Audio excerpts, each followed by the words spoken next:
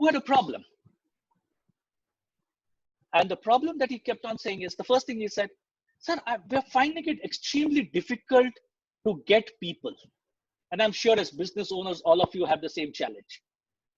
I said, okay, tell me what's happening. He said, I hired this guy, sales guy. And the sales guy, I sent him for a project and it didn't come back.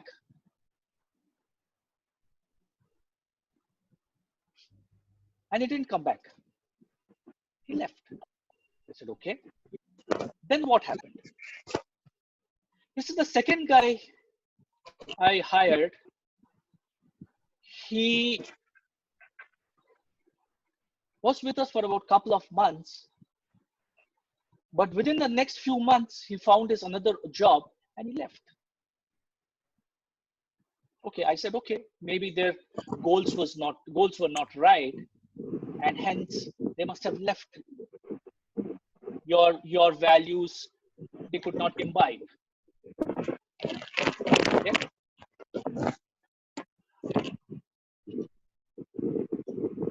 So what happened then? He said that there's this third guy whom I hired, and he was with me, and he's still with me, but he doesn't seem to be performing. So probably I'll ask him to go out. I can't have him. Video off, right? I said, okay. He said, sir, what is the fault? Well, he said, not sir. Where do you think I'm going wrong? I asked him, and I asked him the simple question. And the question was, what is the commonality between all these three incidences? He says, what do you mean? I says, what is the commonality? He says, is it me? I said, no. How can it be you? You're running such a fantastic business. You have hired them. You have trained them. So what is the commonality? It took him a lot of time before he came back to me and said, Mullah, you're right. Guys, one simple request, please. Can you please keep yourselves on mute? We don't want to disturb the others. Thank you so much. Thank you so much.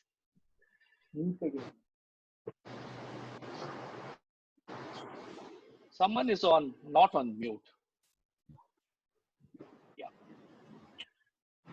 And he finally came back after a couple of days and said, Mullah, you're right.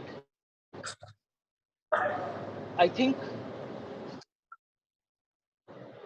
the problem is me. I said, yes. Look at yourself. And today, as the first step in our discussion for the next 90 minutes, I would want you to look upon this and think this through very carefully. Where is our point of power? Where are we living our entire day? And what is the self-talk that we are having about our businesses? Are we blaming somebody? Are we throwing excuses? Or are we in a state of denial? Are we saying it is the COVID which is not allowing me to grow? Guys, please put yourself on mute, please. Otherwise, I'll have to take some actions. A couple of guys who are not on mute.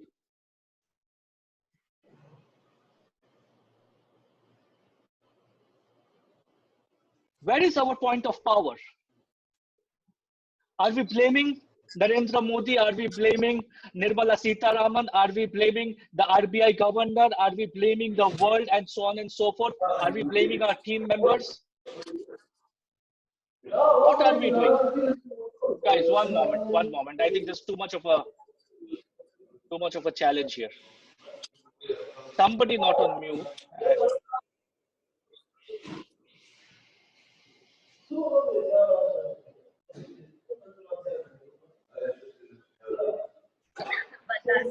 Since you are the host, you can mute Yes, everyone. I am muting. I'm muting. I've done that. Thank you very much. So where are we living our entire day? What is the self-talk that I'm having? Are we taking ownership of our businesses? Are we taking accountability of our businesses? Are we taking responsibility for our businesses? And for the next 90 minutes, I want all of us to be in the powerful space where we are controlling our lives and our businesses with the oar. We are not going to complain. We are not going to blame our team members. We are not going to do anything, and we are not going to be in bed.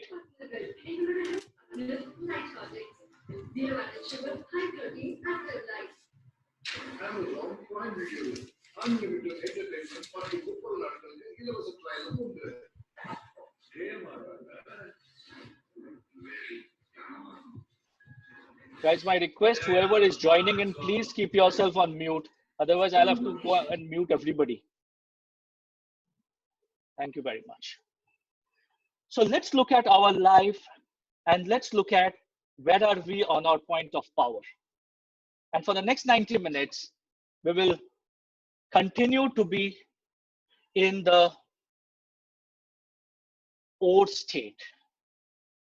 We will not look at blaming, excusing, and denials. How many of you have kids in the house? How many of you have kids in the house? Any responses, guys? Many of us, most of us. And you want to go and tell the kid about something, and what's the phrase that he uses? He uses the phrase, "I know it, father. I know it, mother. Please don't teach me." When we were kids, we also felt that we knew everything. Sudeep has 2 kids. Kazi has 1 kid. Mohammad Navi, no one has yet. So Mohammad Navi, get ready for that situation where the kid will come and tell you, "Father, I know everything." As adults, we have become slightly more sophisticated. When we hear something that we know, that we feel we know about it, we cross our arms and tell ourselves, "What bullshit is this person talking? I know everything about it." Now, my request to you guys is, we all know a lot, and we all have seen a lot on this planet. But whenever you see something today which you think you know, uncross your arms and just tell yourself, "Isn't that interesting? Isn't that a different way of looking at things?" So since I'm a coach for the next 90 minutes, you have given me permission. And the word phrase that I'm banning from this room for the next 90 minutes is "I know." I learn from you, you learn from us, you learn from everybody. We all learn, and we've all figured out how do we find it interesting.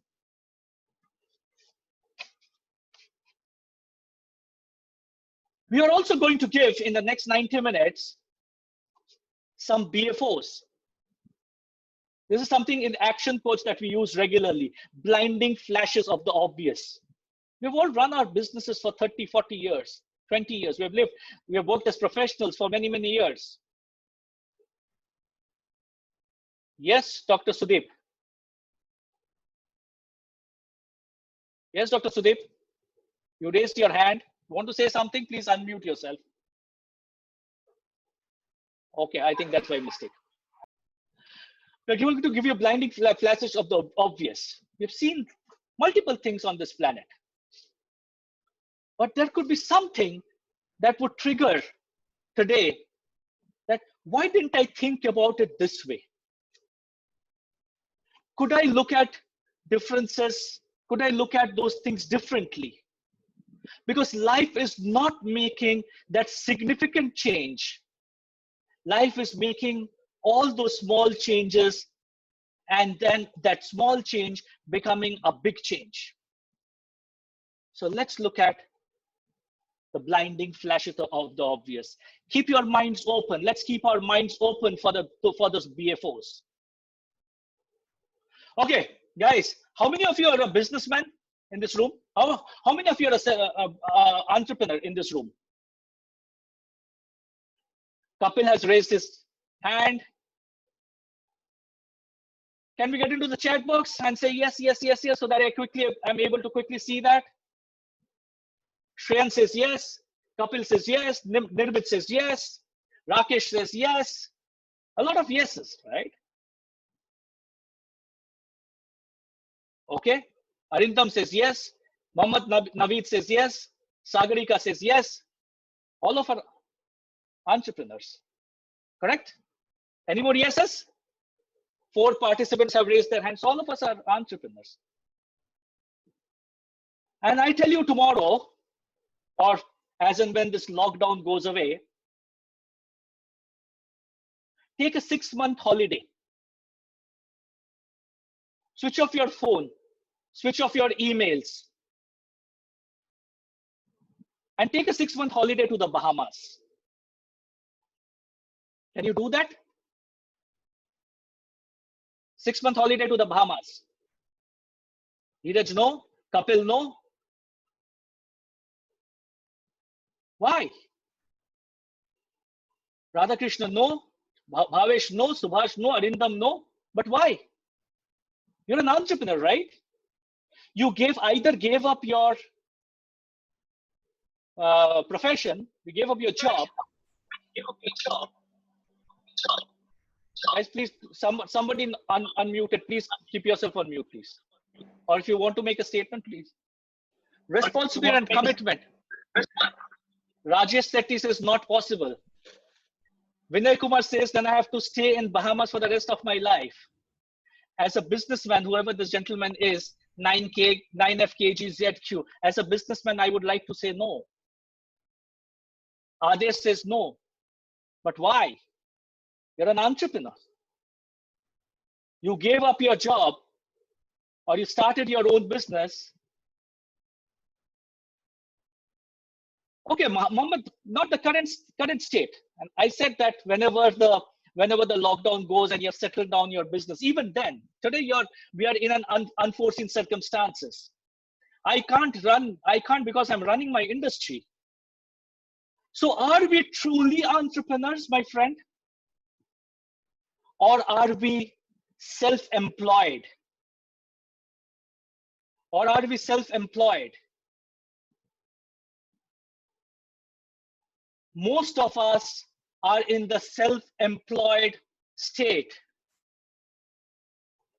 And a self-employed individual who's running all over the place, trying to generate business, servicing the business, what do you think is the future of your business? If today you can't take a break and go away from the business, when do you think you can go away? What's the sustainability of your business?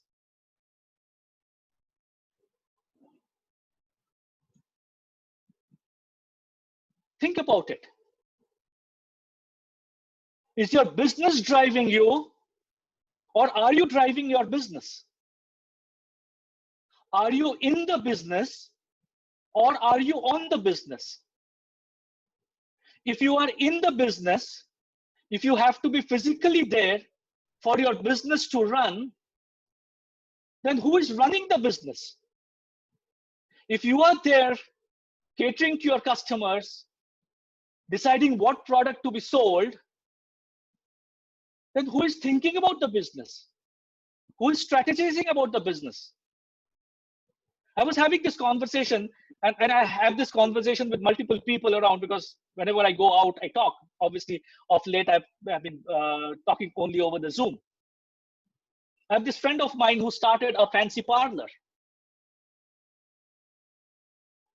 for women. Why did she start that parlor? Because she loved cutting hair. And what do you think is she doing today? She's cutting hair. And that day she complained to me. She was here for a drink about a couple of months back. And she says, Malloy, I am not making enough money. I am making as much money. I am making as much money as my other employees. I asked her, why do you think you should make more money? She says, I own the business. And I told her, you don't own the business. You are in the business. You're cutting hair. The day you decide to run the business, to operate the business, that day you will make more money. So think about it, guys. Do you always want to be in the business, or do you want to be on the business? Muhammad Nabi, that's why we are all here today. You said we do everything top down, and unfortunately, I believe it should be the same for a lot of MSCs. True, it's not for a lot of MSCs. And all MSC business owners, 90% of them are in the business. And hence, they have no sustainability plan. But if you follow the plan that I'm going to share with you today, it's going to take you maybe 6 months, maybe 12 months, maybe 18 months, maybe 24 months. But if you implement that plan, then someday you can take that holiday to Bahamas, switch off your phone, switch off your emails, and come back after 6 months, and find a roaring business. That's what we call entrepreneurship. Let's start moving away from thinking about businesses as I have to be in the business. A business owner that they asked me, but why are you telling me to go away from my business? I go to the business because I love doing that. I said, no one is telling you to go away. No one is telling you to go away, but it should be a choice. It should not happen that bara sab aayega, darwaza khulega, cabin mein baithega, then the business starts. Then the operations for that day starts. It should be your choice. If you want to take a break and go for a long drive, it should be out of choice. Your business decision should not get affected. Unfortunately, most of us are in that situation that unless I open the shutters, unless I open the door, unless I switch on my laptop, everyone else is sitting on their seats, warming their chair. And then we complain that our employees are not contributing to my business. How the hell will the employees contribute to your business when you're not allowing your employees to contribute to the business, when you're not teaching them how to contribute to your business? It is you who is driving the business in and out every day. When you're starting the business, yes, fine. But in a 3-year period, you need to get out of that business. You need to build a team who will drive that business. And how do you do that? It's a simple process. As Action Coach, we give you simple processes, but it's a process that needs to be followed. Because it is said that 80% of businesses, new businesses, fail within the first 5 years. It's Harvard statistics. And the worrying bit is of the 20%. 20% of the businesses which survive in the first 5 years, if they don't institutionalize their business, if they don't systemize their business, in the next 5 years, 50% of them will go. Because how long can you do the same thing again and again, take so much stress, take so much pressure of managing team, managing product, managing cash flows, managing customer? How long can you do that?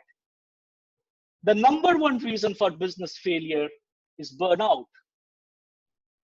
And as business owners, we need to be wary of this. We cannot do that day in and day out. We need to build a system, we need to build a team, and you can do all of that only if you have cash. Only if you have cash in hand. And many of us make the mistake That we try building in a system, try building in processes, try getting in a lot of people without having predictable cash flows. So as Action's definition of a successful business, it is a commercial, profitable enterprise that works without you. And it's a stepwise process. It cannot start from bottom. First, you have to build a commercial enterprise, commercial entity. Then you have to build a profitable entity. Then you have to build an enterprise, which is system driven, which is team driven. And then you can get into a position that operates without you.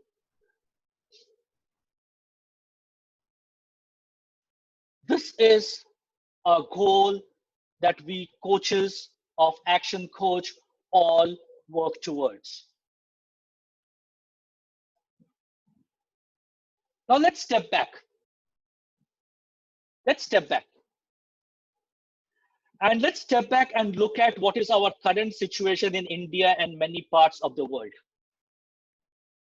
For last 4 to 6 weeks, maybe slightly more in some places, businesses have gone standstill. You can't do anything except for a few sectors, healthcare, FMCG sector, essential commodities. Most of us are working from home. Most of us manufacturing-based organizations are not able to manufacture. And I saw when I was sending out a few emailers, I saw this auto responses coming in that because of COVID, I can't cater to your requirement. Is that the message you want to send to your customer? That I have shut down. I am not going to take any responsibility for my customer. I'm sorry, friends, that doesn't work. The only reason we exist is our customer. But as we are coming to the close of the lockdown period, and we have been locked down for about 3.5 weeks, and this 3 weeks should have given us enough time to think through what we would have done or what we should have done, because it has given us time to step back. We as Actions, we are propagating these 3 runways to success. Because all of us have to go through this runway. Times have been difficult. It's not that you wake up tomorrow and you open the shutters and there are customers waiting for you and there's enough and more cash and the supply chain has been sorted out. All those kinds of things have been sorted out. No, it's not. Let's accept reality. So the first runway to success is the runway to survival. And even if we start today,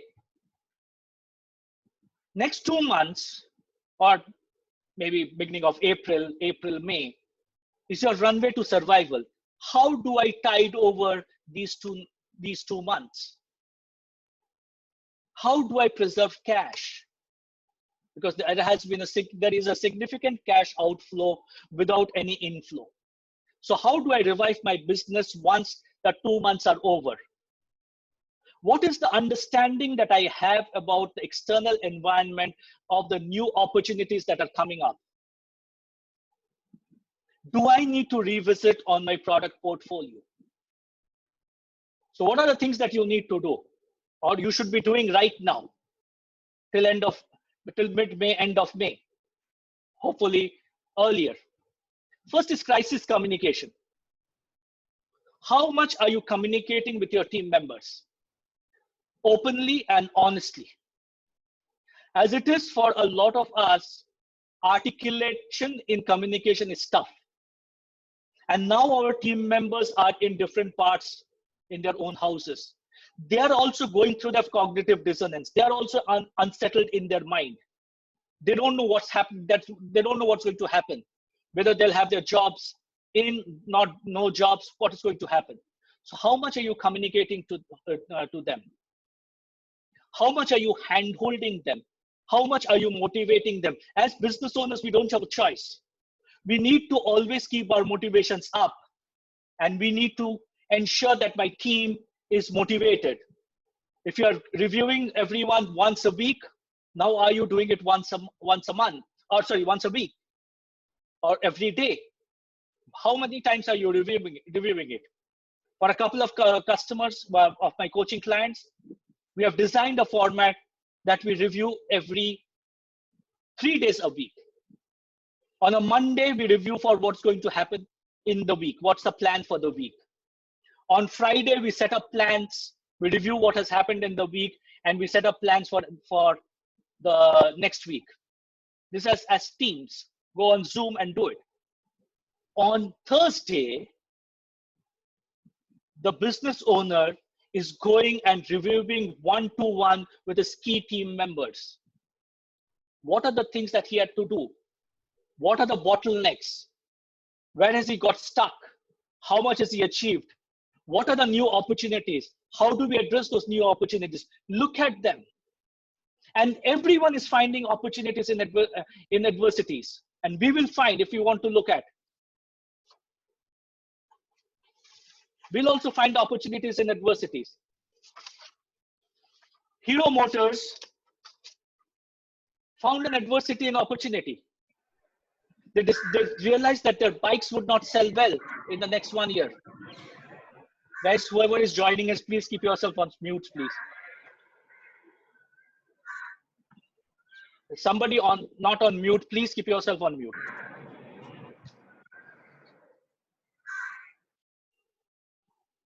They found an opportunity. They went and diversified into bike ambulances. And do you think that this has opened up a great segment for them? We know in the next, say, 12 months, healthcare would be one of the focus areas of the federal and the state government. There's so much opportunity out there. A textile manufacturer who knew he would not be able to sell clothing, he went and started selling masks, making masks. So many opportunities. Where are you looking? Guys, please keep yourself on mute, please. My humble request. There is no difference at all. You can also see that. Why he is asking only to them?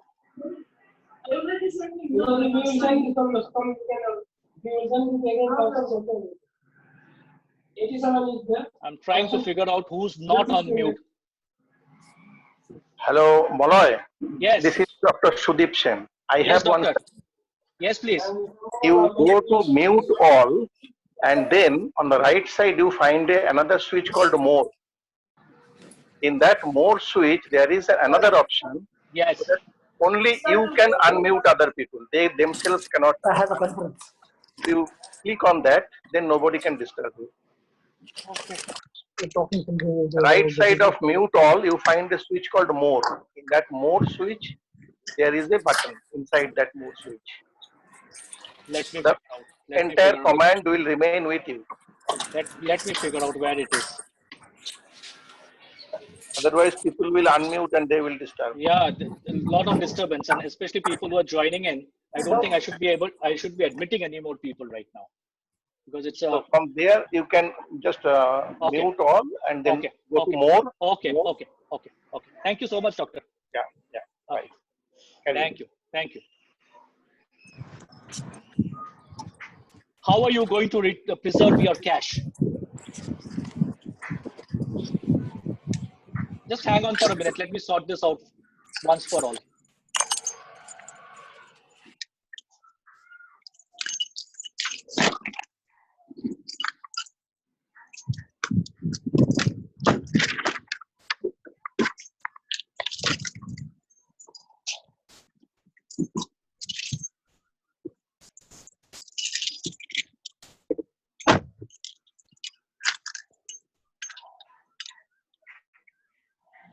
Yeah, just coming. One moment.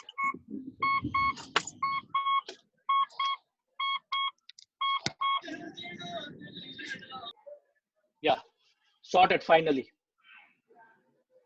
Whoever is this gentleman iPhone, he was not on mute. Okay, thank you, Bhavesh. Thank you so much. Okay, the next 2 months is your survival. How do you preserve cash? And we'll talk about how do you preserve cash. What are the 3 methods of preserving cash that you have in hand? Because you have to pay your bills. Unfortunately, our bills still need to be paid. Our salaries need to be paid. How do you retain customers? How are you going to honor all your commitments now? It's a very bad tradition to send out an auto message on your email that I have closed shop because of government regulation. Doesn't work that way with your customers. The customers will find alternative methods of getting into somebody else. Please don't forget to continue invest in marketing. Don't let go of marketing at this point in time. You have to do something with your marketings. And under any circumstances, retain your A team. You cannot let go of your A team. We are not in the space where we are high branded MNC companies where there are people standing outside our doors wanting to enter. Your A team is the team which is going to drive your business going forward. Whatever happens, you cannot let go of that A team. You may implore them, you may speak to them, you may request them to take a part of their salaries as deferred salary for future. You can request them, because for all of us also the ground reality is our expenses have come down. So if my expenses have come down, can I also put us a certain amount of money as deferred? Once we have moved through this 2 months of survival, create a 60-day plan. What is your 60-day plan? What are your goals? What are your monthly KPIs? Forget key performance indicators. Design something that we call as key prediction indicators. How are you as a businessman predicting the future? Deploy this 90-day plan across your team with clear accountabilities and responsibilities, and stop worrying about the externals. Let us control our actions and control the controllables. We cannot control a lot of things that is happening outside, but can we control our actions? A lot of work is going around into clearing, into redefining mission, vision, goals, teams, etc. Look at that. Just think through your businesses and see that if today if you were to start that same business once again, would you hire the same kind of people, including yourself? And we'll come back to management and ownership. Would you hire the same kind of people? Would you look at the same markets? Would you look at the same products? Would you look at the same asset type that you have got, or would you want to get into a lean asset? Revise, review everything. Good time to do it. God send. Because otherwise we are so much in the business that we forgot about on the business. Relook at your 3 components of cash flow. Operating cash flow, which will keep us afloat right now. What are the money that we can get from our customers? Where do we have to pay to keep the ship sailing? Look at your operating cash flows. Don't have only one cash flow. Break it down into 3 cash flows. What about the financing cash flow? Where can I take more leverage?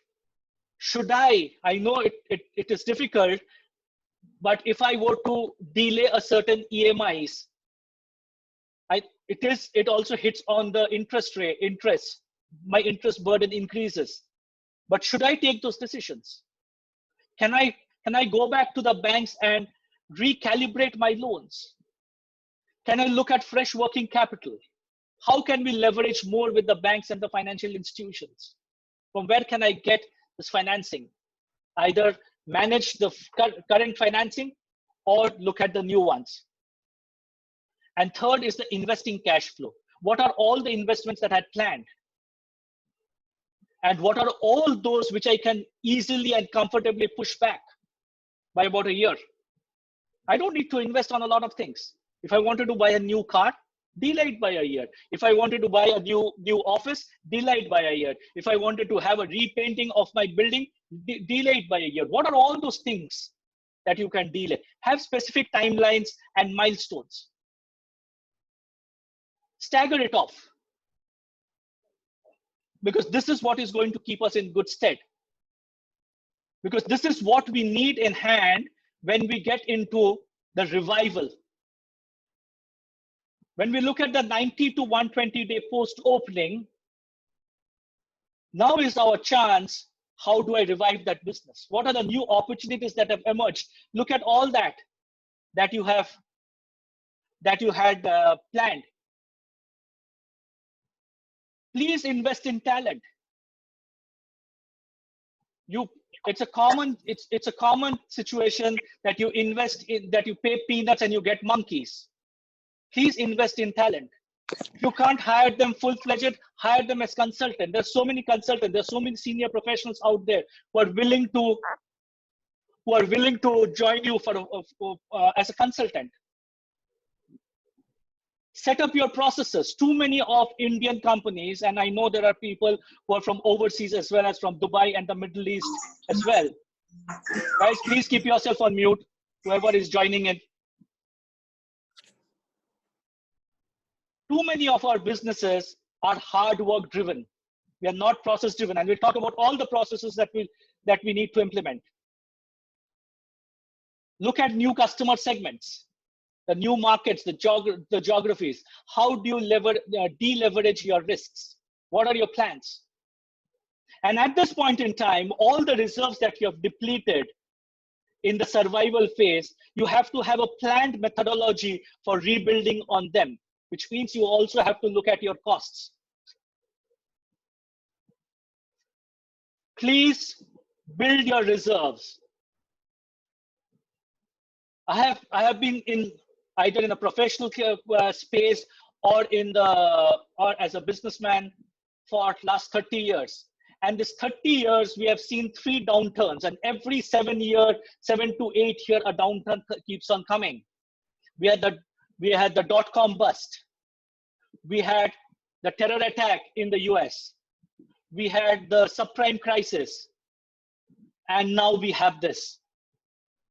So the frequency of these downturns will keep on increasing. Sorry, frequency will reduce. The number of events will keep on increasing. You have to be ready for that, because the world is changing very fast. The world will never be the same once again. So please rebuild on your reserves, manage your cash flows. Just because businesses have started working, forget about going out and spending. Continue to manage your operating cash flows, because this needs to be rebuilt. And then the next, post that 120 days, you will plan for growth. But before that, you will have to realize this. I did not be a large 500 crore company making 5% profit.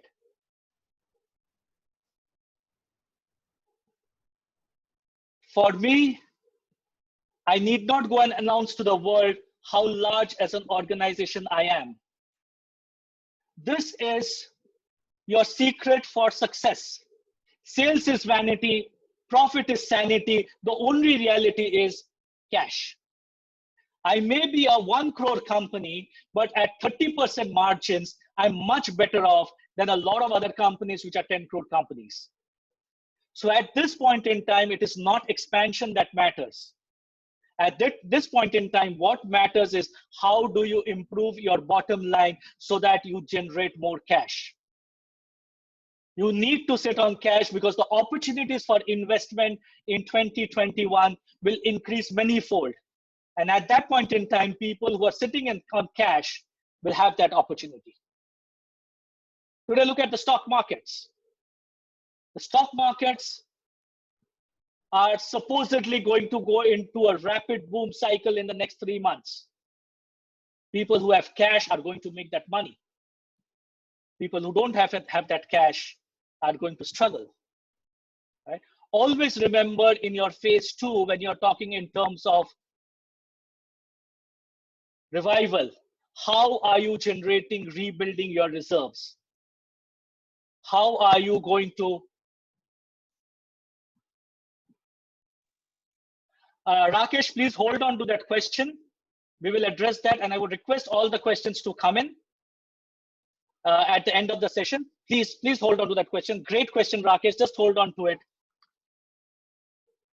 And then comes our third phase, which is the runway for growth. Now that you have reset your mission and vision, now that India will be a land of opportunity, are we ready? Are we ready for that exponential growth? Have I been able to build that key team from whom I have gotten a buy-in from them? Have we decided where are we going to invest and from where the exponential growth will come in? Where is going to be my investments? And this is all after 6 months. So plan this for calendar year 2021 onwards. From now to December 2020 is your survival and your planning to get into that growth phase. If you have done all the things right, and we'll talk in terms of how do we plan for this growth phase, which you need to start planning right now, then your success will always be yours. And then you will fulfill the commercial, profitable enterprise that works without you. So when as Action, we talk in terms of the 6 steps for massive results, the first step we talk in terms of mastery. Mastery, we talk about chaos to control. How many of us have any view on our 6 months cash flows? If I were to ask you guys, and a show of hands would be good, or a yes in the chat books would be good, how many of you have a 1-year business plan? A 1-year marketing plan? How many of you have your vision? Rajiv, great, fantastic. Fantastic, Rajiv. What about the rest? Don't we need a marketing plan? Don't we need a business plan? Don't we need a vision? Don't we need a mission? Guys, please keep yourselves on mute, please, whoever is joining. Mohammed, fantastic. Radhakrishna, fantastic. Adesh, fantastic. What about your margins? How many of us know about our margins? The true margins. So when we talk in terms of mastery, we talk in bringing the business back from the chaos that we are running. So when we started the business, any one of us started our business, we were on the pendulum. On one hand, we were doing our sales, and on the other hand, we were delivering. So we used to go up and down. And then we started growing. And when we started growing, we felt we should hire a team.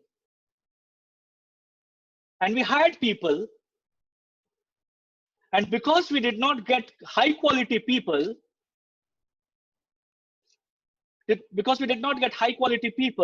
we started going round and round the mulberry tree, putting out fires. Because every day there seems to be new fire. And one day we got so fed up putting out those fires, we said I was better off doing everything myself. And we've all gone through this cycle. And we landed up back in chaos. So when we talk about mastery, we talk in 4 types of mastery. We'll come to that.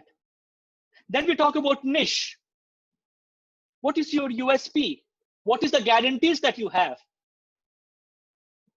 We don't talk about niche before we get into the mastery. We need to first get the foundations in place. We need to have a predictable cash flow in place through the niche. Then we get into the leverage where we systemize the business. Because systemizing the business needs investment. And once you have systemized the business, then you are probably starting to step back from your business. I was talking to a client the other day. He says, well, don't talk to me about profits and don't talk to me about revenues. I have more than enough. Tell me, can you reduce my working hours? I work 6.5 days a week. I want to reduce it to 4 days. So we know where the challenge is. He doesn't have a system, which we call the leveraging, and he doesn't have a team. So let's start with mastery. What do we talk in terms of mastery?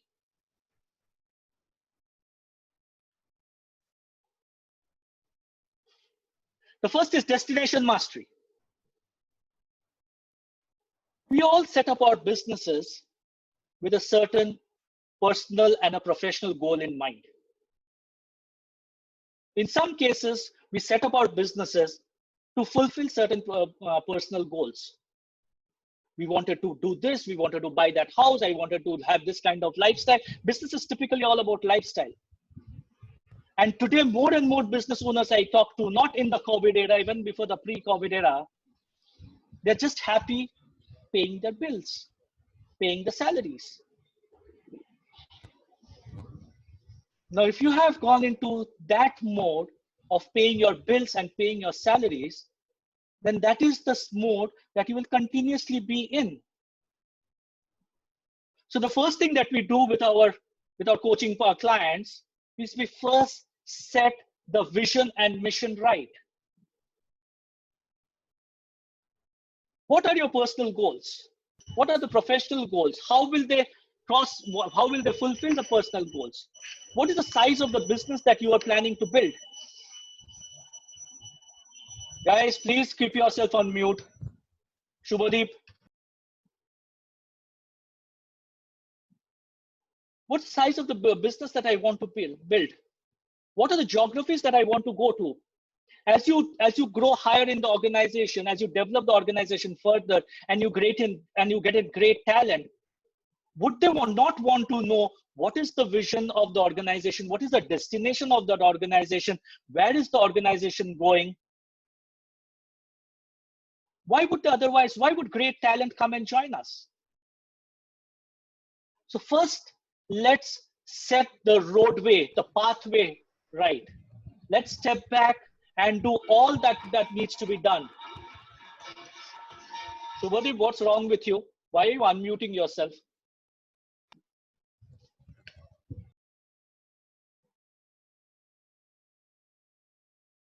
Let's get the roadway of success. Let's clear our vision and missions.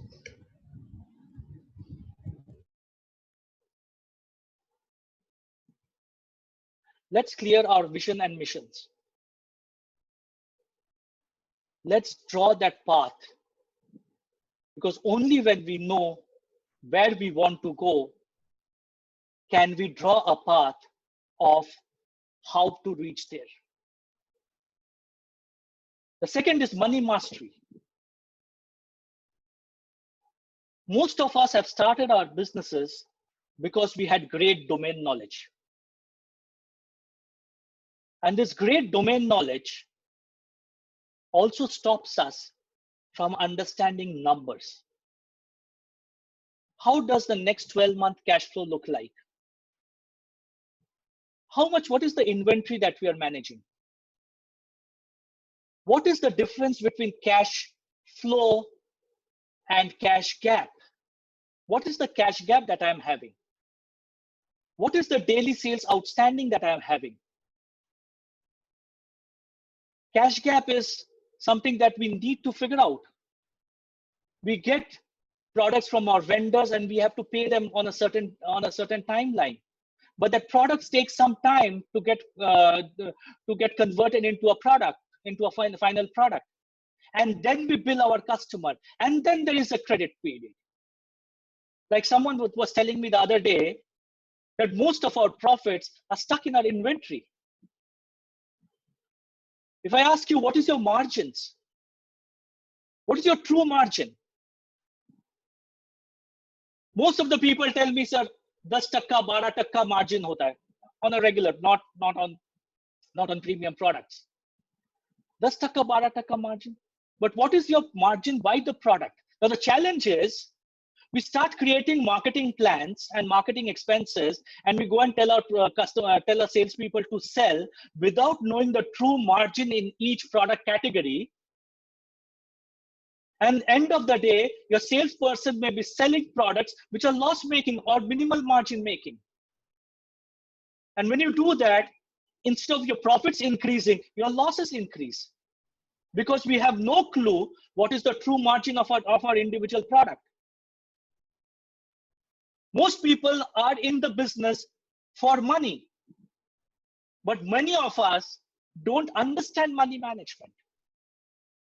So when we work with our clients, the first thing we set up in place is that how much do we need to understand about money? What are those various matrices that we need to understand about money? It's like driving a car. The car has no dashboard. We don't know what is the fuel, what is the speedometer, how many kilometers has run, what's the oil level, what's the temperature, we don't know. Not understanding the money piece,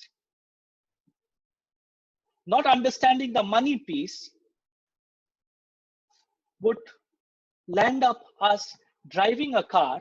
Yes, guys, I see 4 people raising their hands. Any questions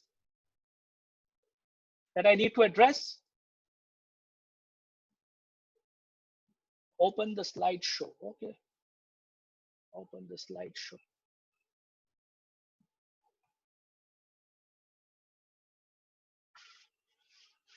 The reason I don't open the slide, so it's pretty slow. Okay, fine.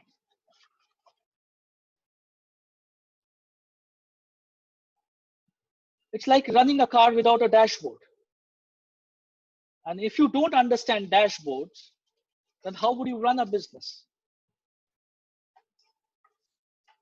Please remember then that salon owner will continue to be a salon owner and not become a business because she doesn't understand business. We'll all be working as employees in our businesses and not as business owners. We need to change that mindset. We need to become business owners for us to be successful in business. The third is time mastery. In time mastery, how many of us want to manage time? Most of us say that we want to manage time. But the fact of the matter is, time will pass. Time will pass and things will remain unchanged. The only thing that you can change is how to manage people. And that people includes me as a business owner. I've been to business owners' places and there are 5 different phones and each ringing at one point in time or the other. What do I mean by true margin? Okay, let's digress. Since I'm making notes, could you give me a few pointers or words to note for each topic of mastery? Destination mastery. Destination mastery would mean your vision, mission documents, where are you planning to go, your marketing plans, those would all mean your destination mastery. As far as money mastery is concerned, your understanding of cash flows, your understanding of your margins, your understanding of your true margins, your understanding of cash gaps. True margin, what I mean by true margin is, all of us know many of us know about our margin. There's a cost and there's money that we are making. But in the money that we are making, have we added our own salaries? How many times have we added our own salaries? Very few people add their own salaries as part of a cost, as part of an expense. Because if you want to someday run a profitable commercial enterprise that runs without you, you have to replace yourself with somebody else, a professional, and you have to pay the professional a salary. And at that point in time, if you're going to add that salary into the expense, your margins would go for a toss. So at this time, when you're making that changes in your business plan, add your salary. You may not be making true margins. Your true margins may be negative, but at least it gives you an indication that you need to work hard, work differently, smartly to make that margins positive. Otherwise, how would I run my family? How would you run your family? And tomorrow, even if you have a huge safety net,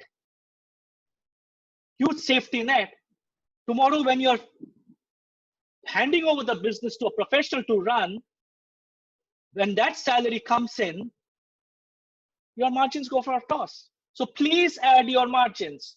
Muhammad Naveed says, I haven't. Many business owners haven't because they feel scared of adding their salaries. How do I price myself? How much money should I be putting in there? What will my accountant feel? Boss, itna paisa leke ja, boss is taking so much money. He better take that money because it's his business. It is sweat and tears that he's putting into it. Somewhere, it's in some points in time, blood. Look at time mastery. We have changed the entire connotation of business, B-U-S-I-E-N-E-S-S, to B-U-S-Y-N-E-S-S. Morning to evening, we are working. Ask anybody, ask a business owner, what have you achieved during the day? He says, oh, I have burnt out all the, I have taken care of all the fires that was there. Is that running in the business? That is somebody else's job. Why have the fires come up? Either you are so control freak that you're not allowing somebody else to go out and take those decisions. But on the other hand, you're blaming them that they are not taking decisions. We'll come to it. Veera will come to adjusted gross margin. This is not adjusted gross margin. It's not the true margin that we are talking about. You need to understand that I cannot be busy morning 9 to evening 9 working in the business and expect that business to grow. What are all those important things that you're neglecting today? This is what we call the not urgent and important, which is our distraction. But most of us are in that delusion state, the urgent and not important. Because we think we are doing something, in reality, we are not doing it. As a business owner, I should be focusing on that 20%, not urgent, important thing, which is the long-term aspect. Because if you don't focus on that, one day that will become 60%. That will take a demand on your salaries. Kunal will address that question. Please hold on to that question. Remind me to respond to that. Please hold on to all the questions for the end of the seminar so that we can have a conversation around it. What are all those urgent and important things that you're doing today, which you could have avoided if you had taken action when it was not urgent but important? Take simple examples. My health. I know for a certainty that I need to lose weight. I need to be healthy. I know that. But how many of us are taking action? But today I don't take that action because it is not important. It is not urgent, but it is important. I know, but it's not urgent. One day, the doctors will tell me that, boss, please do something. Otherwise, your health will go for a toss. It has become urgent and important. I let go of everything, go for a jog in the morning, go for a gym in the afternoon, and focus my entire energies there. Think about it. Where is your time going? You cannot manage time. You can manage people, and that people includes you.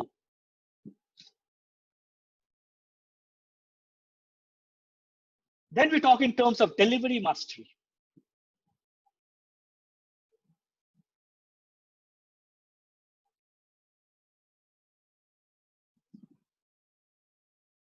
Delivery for us stands about, are you delivering to your customer consistently as promised, on time, at the quality that you have promised? We need not have fancy businesses. We need not have fancy promises. But whatever you're promising, are you doing that? So when we work with you, we create the USP and the guarantees towards it. Once you have mastered mastery, then we talk in terms of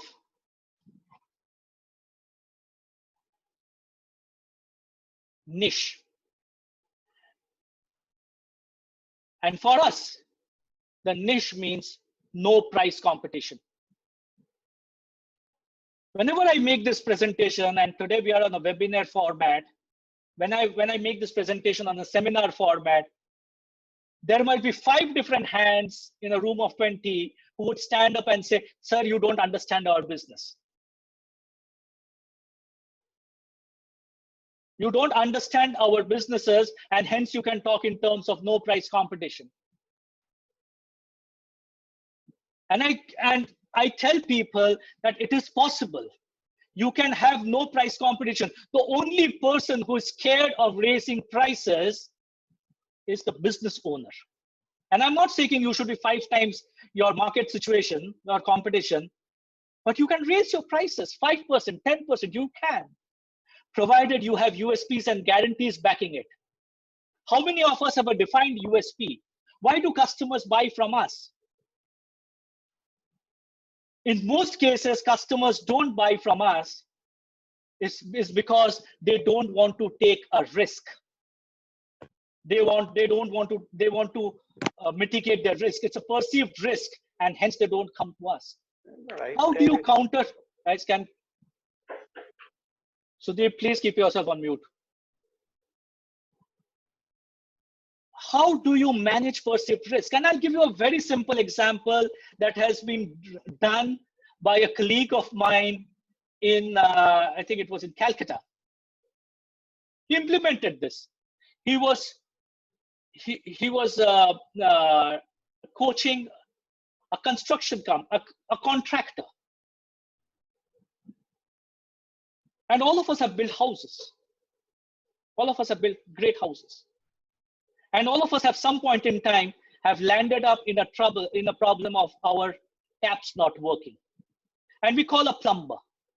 And invariably the plumber comes late. Fact of the matter. And invariably the plumber comes in a very shabby outfit. No offense meant to anybody. We respect all professions. But this guy comes in a shabby outfit. Then he goes and sees the problem. He goes and sees the problem. And he says, the tap needs to be changed. I will go and buy a tap. And he buys a tap and comes back. And he gives me that receipt, which is handwritten, knowing very well that there has been some fudging, but I can't do anything about it. And then he goes and breaks down my tiles, repairs the tap, and goes, leaving a lot of dust behind. And he charges 500 rupees from me. These are real situations. What this guy did was told the contractor, have a branded plumbing service. So he branded that plumbing service. He advertised that if my plumber is late by 10 minutes, you have to pay 50% the fees. And he priced it at 750 rupees. Whereas the local plumber was charging 500, he priced it at 750 rupees. So when a call went to him, the plumber would come within 10 minutes of the time, well dressed, and because he had already asked you for the problem area, he would come with 3 branded taps with receipts for each one of them. He would go and fix the tap. He would clean the place, and while going, would say, "Thank you, sir." And you pay him 750 rupees. How many of us would not want to pay that 750 rupees? Most of us would want to pay that 750 rupees. But 750 rupees is 50% the hike of what the local plumber was paying. So as a business, are we creating USPs? Are we creating guarantees? Domino's, it is not the best pizza in the world, but they are just surviving on guarantees and USPs, 30-minute delivery. How are we doing it? Is it being communicated in every document? As ActionCoach, we give a guarantee of 4 months. That if within 4 months, you don't see the visibility of the money that you've already invested in the business coaching, we do the 8 months free. And it's there in every document of ours. Does your document have a USP? Do you know why customers are buying from you? Do the salesperson know why he's selling? Is a guarantee communicated to that customer? It is possible. So you can do that niche as no price competition. But now comes the interesting piece. And this is what we call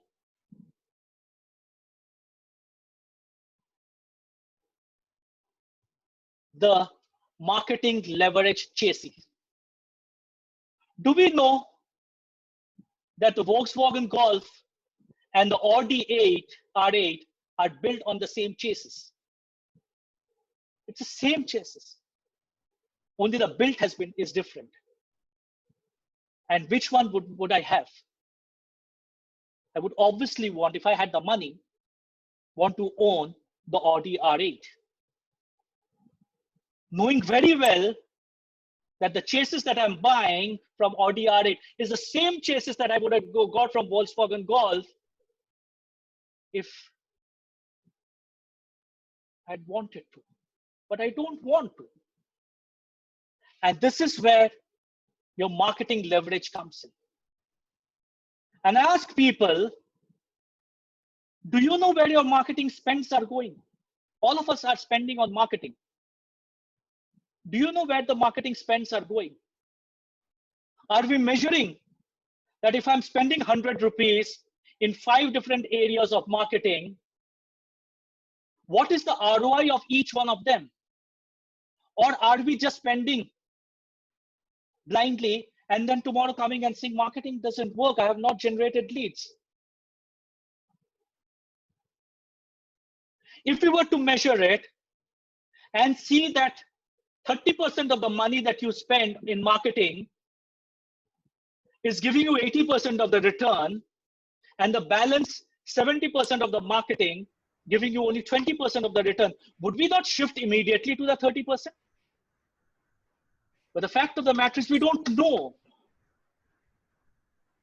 And we keep on doing things without using a test and measure scale. And I implore you to please do that. Please do a test and measure scale.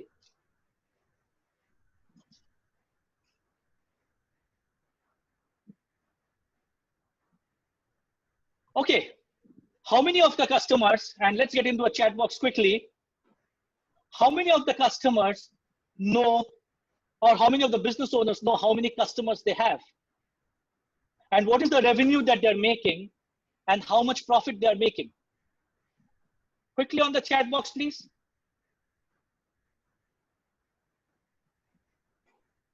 Do we know how many customers we have? Yes, thank you very much. Revenue, we know.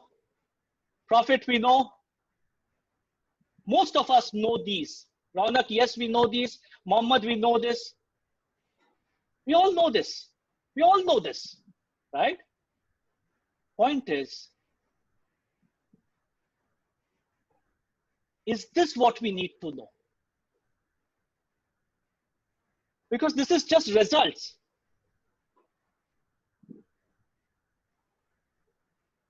I have put down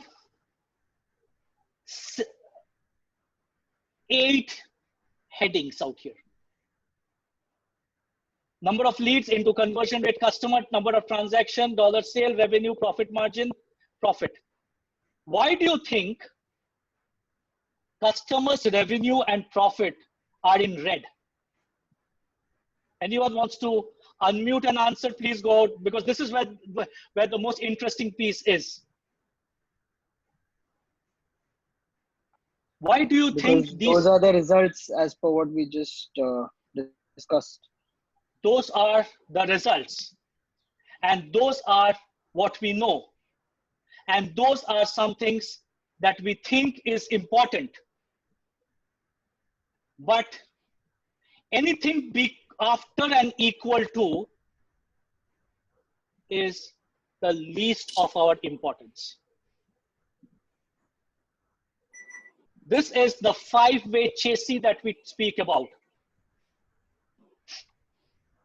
How many of us know from where our leads are going to come?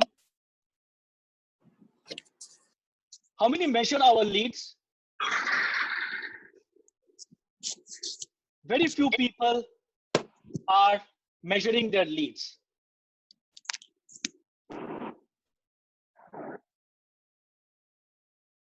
Yeah, I will forward this. This recording will be shared with you.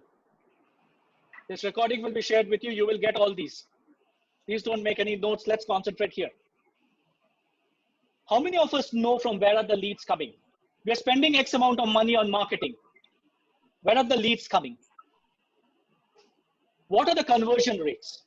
How much are we converting on a daily basis? And I was talking to this customer the other day. He said, sir, my conversion is about 25%. I said, okay, let's go and measure. After 3 months, he comes with a red face, willing to sack every of his employee. And I said, what happened? He said, we just measured and the conversion rate is not 25%, conversion rate is 9%. I said, why is the conversion rate not higher than 9%? Please keep yourself on mute, please. Guys, somebody not on mute.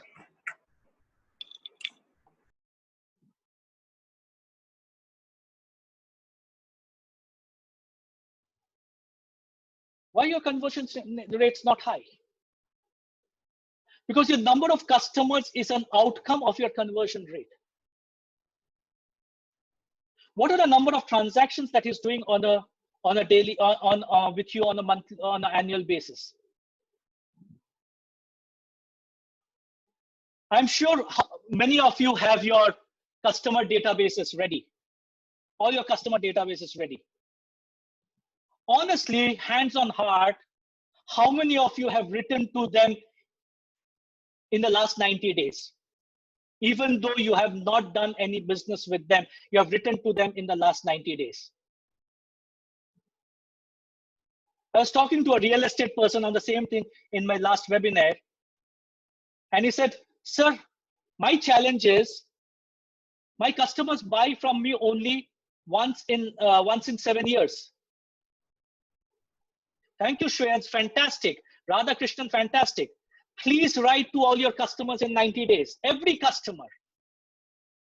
People who have large businesses, you will have a lot of history of your customers. Please write to them. So this real estate guy was saying that my customers buy from every 5 to 7 years, they buy a new property. Do you think I should be writing to them? I said, okay, don't write to them. But if you write to them, what is your expense? If you write to them and it takes you, say, for example, 100 rupees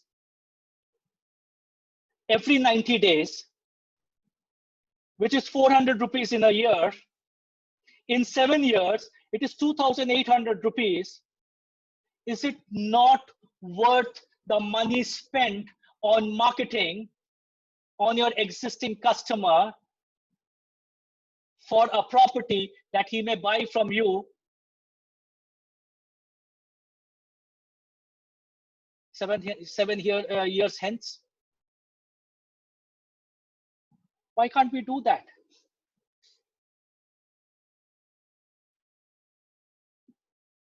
Why can't we increase the number of transactions? How many of our customers know of all the products that we sell? How many of us, of our salespersons, are being trained to go and talk to all the customers about all the products that we are selling? They may not buy or not buy, but how many of them are doing it? Average dollar per sale. Look at the McDonald's example. They're running a $1 billion organization based on young salespeople, 20, 21, 22. The manager, the store manager will be 28, 30. Thank you, Saurav. Fantastic. He says, I was showing new opportunities. You should. We should always, right? Because that's where the magic comes up. But you go to a McDonald's, and all of us have gone to a McDonald's, and you go there for a burger. I don't want to eat today anything more than a burger. I go there for a burger. And the first thing he says, sir, good evening. I said, good evening. Can I have a burger, please? He says, certainly, sir. Certainly, sir. What else can I give you? Can I give you a pack of fries? Would you like to have a juice? We have come out with a coffee counter. And a burger, which is about 150 rupees, I invariably spend 100% growth. Not everyone would do it. Not everyone would do it. But even if 2 out of 10 does it, they have shown significant growth. And any CA would tell you that when your total revenue increases, your costs being constant, your efficiency and effectiveness increasing, the profit margins have to increase. So I have put some numbers in. So let's look at the numbers. Let's quickly look at the numbers.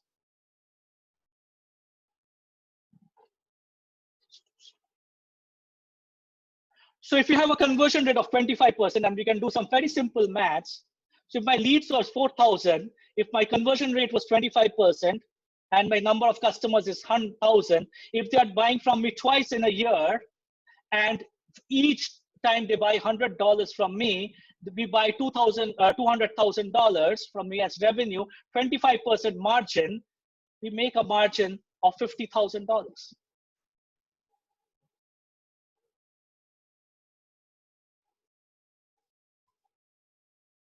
Now, how many of us have leads, strategies for leads? How many leads do we follow? And since we can't get into a conversational mode, from whatever I have done in my seminars and my coaching clients, we talk in terms of 2, 3 leads. As Action Coach, we have 87 types of leads. Not all would work for your business. Not everything would work for your business. But if you were to implement some in your business, and even if you have to just go back and relook at your lead generation strategies and the measurement, sorry, and we said just increase by 10% in a period of 12 months. We are talking just a 10% increase in leads. You already have your lead strategies, lead generating strategies. You're increasing it by 10% using them, using the test and measure, or using the 70 odd strategies that we have.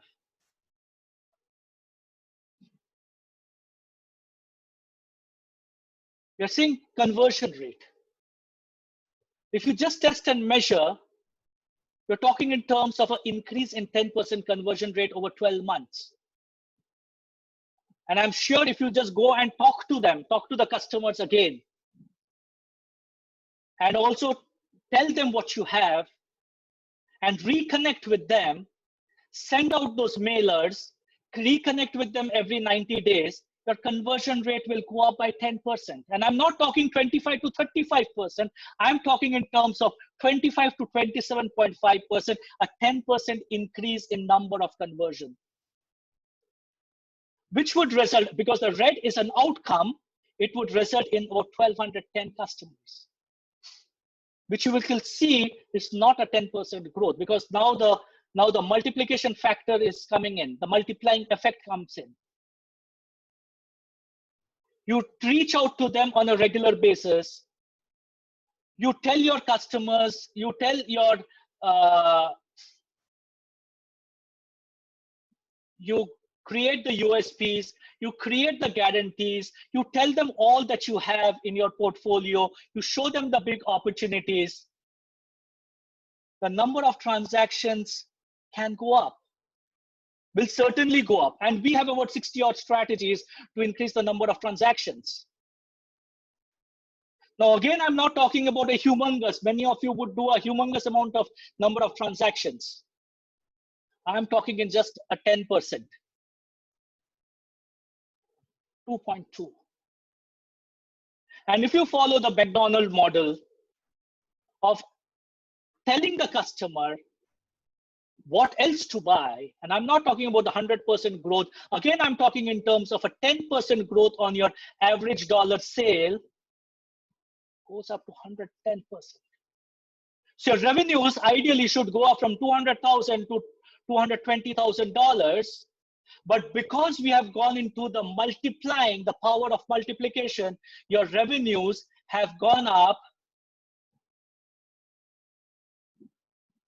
to $292,000, which is a 46% growth on your original revenue, just by doing small things on the 4 areas of number of leads, using increased number of strategies and growing it by 10%, talking to the customers, asking them, measuring what is the conversion rate, and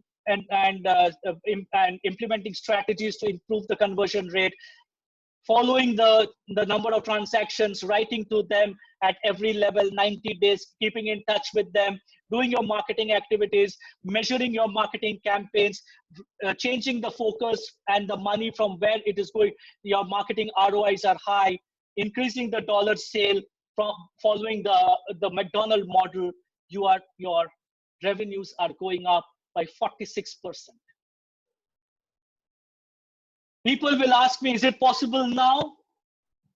Maybe not in the next 6 months, because next 6 months, you're still not ready for the runway for growth.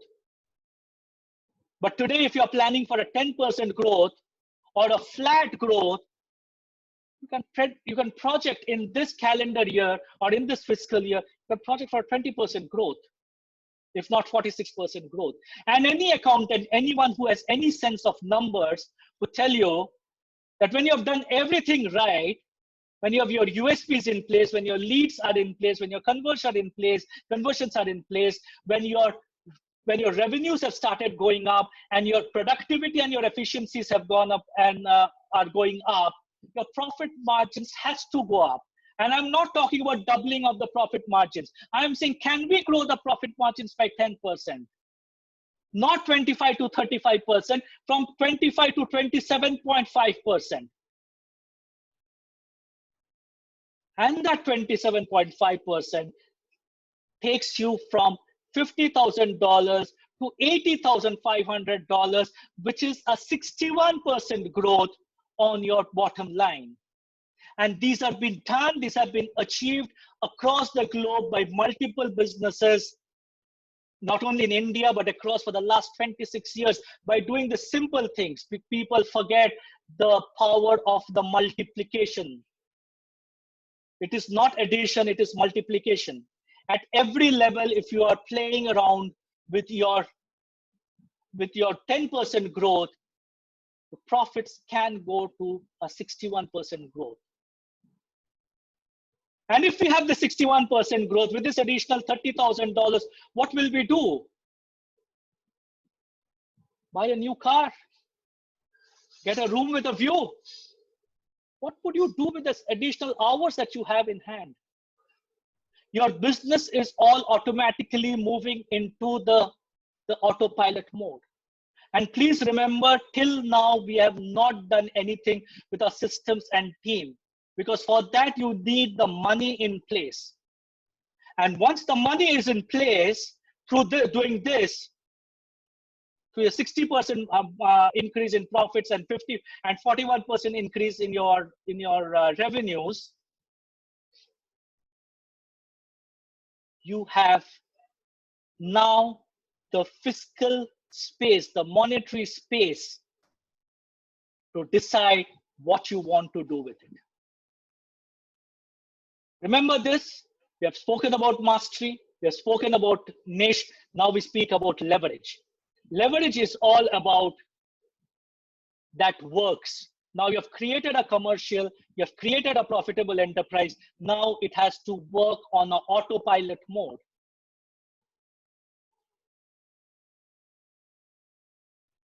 What does leverage mean for action? Leverage for action means saving yourself from time, energy, and money. System, it's all about system. Are we bringing in the systems in our organization which will help me run the business in such a way that it will help not only me, but it will help me save my time, energy, and money? You can use our chairperson, Brad Sugars, has written this book on instant systems, available on Amazon. Please go out and buy it and read. There are multiple other books that are there which you can read. So the first thing, so the 9 steps of systemizing a business is we talk in terms of a vision. What is that long vision that we have, long-term vision that we have? Why did we set up the business? So let's now start putting everything down on paper. Let's build that mission, the roadway to success. How will we achieve our vision? What are all the products? What are all things that now I can dream of, because now I have support of cash? What are all the things? What are all the new geographies I want to get into? What are all the new markets that I need to get into? What are all the new products that I need to get into? Look at the Ansof's matrix. People who are aware of the Ansof's matrix. New markets, new products, diversification. Where do you want to get into? What is a culture? What's a culture that you need to build? How do we want to play that game of business? What are our value propositions? What are our value statements? What do we stand for? Values mean different things for different people. So be it. I'm not disputing that. But what is the value proposition of the founder, of the owner? Why should people get aligned to him? Because the next we will start building the team. And as we start building the team, why should they get aligned to me? What is the power of that culture that we should get aligned with? We have to give them a great system when we are hiring new people. What are our goals? And we all know the full form of SMART. Specific, measurable, achievable, result-oriented, time-bound. People struggle to write goals. We come in, we help them write goals for every facet of the business. Some areas where we have been coaching businesses, where a few of my coaching compatriots have been coaching businesses for a long time. We say SMART, we say measurable. The achievable is getting replaced by aspirational. What do we aspire to be in our businesses? How many of us have an aspiration? We know all the results and we know the time bound. So let us write SMART goals. For every process, let's write SOPs. Once you have done that, create an organization chart. A lot of people struggle to create the organization chart. This organization chart is meant to be that organization chart when your business is completely on autopilot mode. So if today you don't have people in a certain place, keep it vacant or put your name in or put somebody else's name in. Let people do multitasking currently. But let's build that organization chart. What will my sales team look like? What will my marketing team look like? What will my manufacturing look like? What my financials will look like? Build that, start building that organization chart. Takes time. It will not happen overnight. Because as we build the business, we keep on remodeling our organization chart. And from there, the most important thing comes in is positional contract. I have asked a lot of people that who are you in the business? He says, I am the business owner. What is your title? He says, director marketing. I said, I'm not interested in the title of director marketing. What is it that you do? What are your KRAs? What are your deliverables? If you don't have deliverables as a business owner, please don't get into the management team. Stay as an owner. But if you're in the management team, you have to have a positional contract. What will you deliver? What will the money that you will make? What will the money that you will bring to our system? What will the things that you will do for the organization? What will be your bonuses? What will be your variables? Everything should be there. A lot of people, just because they come in from the business family, they put that fancy titles on their business cards without any key deliverables. Not acceptable. If I'm coaching that client, not acceptable. You have to have a strong positional contract. From that, you deliver your KPIs, key performance indicators. What are your key performance indicators for each individual in the system? People will get motivated only when they know what their positional contract and they know their KPIs. Every individual should be measurable. Every function of the business should be measurable. I am not running a charity. If I want to run a charity, I'll run it separately. If I want to run a business, a commercial enterprise, then everyone is accountable towards the top line and the bottom line of the organization. And then we come and write the final systems. Because what's the fun of writing a how-to system if my first 7 are not in place? So we write the first, and then we come to the how-to systems. And then we are now starting at this point in time to institutionalize that entire business. So tomorrow, if I am there, I am not there, I am in Bahamas on a holiday, and my phone is switched off, how-to systems, the KPIs, the positional contract, the organization chart should run that business on that auto mode. No one can stop it. From there, we build the management systems. A strong management system is a function of how that entire business is performing. How many of us have a MIS? How many of us get a clear MIS on a monthly basis, if not on a weekly basis? This is how you start systemizing a business. Once you have done that, then you go to team. And this is where it becomes very interesting, because now you're building a team for an organization, the organization which will run without you. So how do you do that? Most employees are motivated, energetic, committed, enthusiastic, loyal, except for the 8 hours a day they work for you. This is by Tom Peters. And this is so true for a lot of our organizations. I was having a conversation with James Maloney the other day. He was participating in our business forum. And he said, globally, this is a study, 10% of the employees are highly committed. About 70% are, they come to the job, do it, and then they go home. And the balance 20 are the negative forces in that organization. They not only pull the organization down, but they're a drain on our system. And India, the percentage is significantly higher. Now, not only are you paying for them, but you're also putting up the fires that they're putting on every single time. So 90% of your employees are typically disengaged in your business. It's only the 10%, 10 to 12% of your employees who actually run the business for you.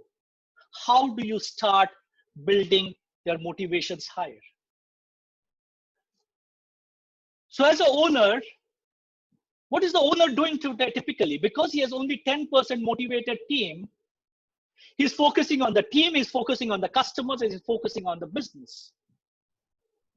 Now, if I were to help you build your team where you will focus only on the team, because it has been seen that the power that the owner has with the team, the closeness that the owner has with the team is directly proportional to the ownership the team has with the customers. So if you're working constantly with the team and you're motivating the team and you're on the business, not in the business, then the team is taking care of the customer. And when the customer is having a team which has been looked upon well, he will take care of your business. So a highly satisfied, motivated set of customers will take care of your business. And if the business is doing well, the business takes care of you. The challenge is we have not been able to build that team. And hence, as business owners, we are all over the place between the team, the customers, and the businesses. And as a result, we can't go to Bahamas for that 6-month holiday. We have to be firmly in there at 9 a.m. every morning, taking every decision, because the team is depending on me. The team is waiting for me to take a decision before they go on to the customer. And when they have to wait to respond to a customer, you can understand that a senior team is demotivated, because for everything it has to go to the owner.